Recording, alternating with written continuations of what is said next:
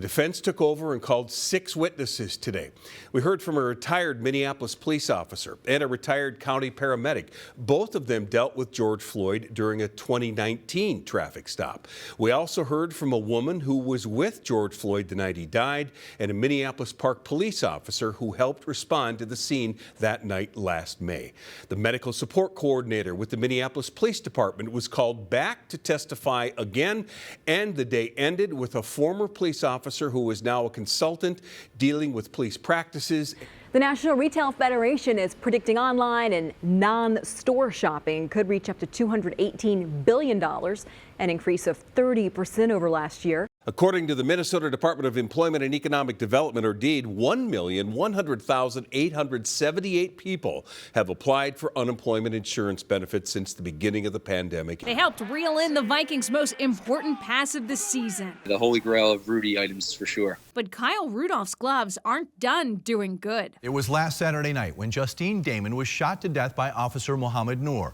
Days later, on Friday evening, Police Chief Janae Harteau announced her resignation. And less than 2 hours after that, Mayor Betsy Hodges announced her nomination of Assistant Chief Madaria Arredondo.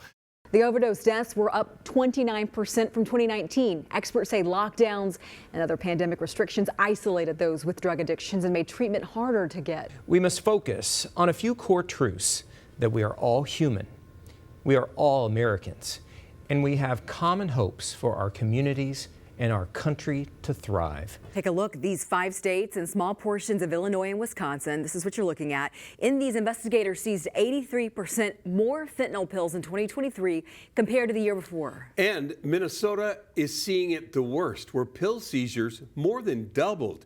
And all those months ago, top officials at the Minnesota Department of Health anxiously planned their next moves in the early fight against COVID-19, scrambling to secure more PPE, struggling to find a consistent message to the public. Just last Friday, the Budget Committee voted 10-2, passing an item moving $500,000 from police to the Office of Violence Prevention.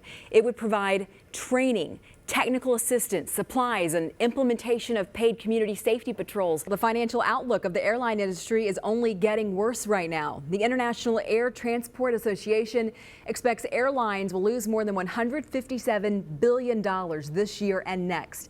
Of course, it's due to fewer people flying because of rules that come along with it, like required quarantine when you get to your destination.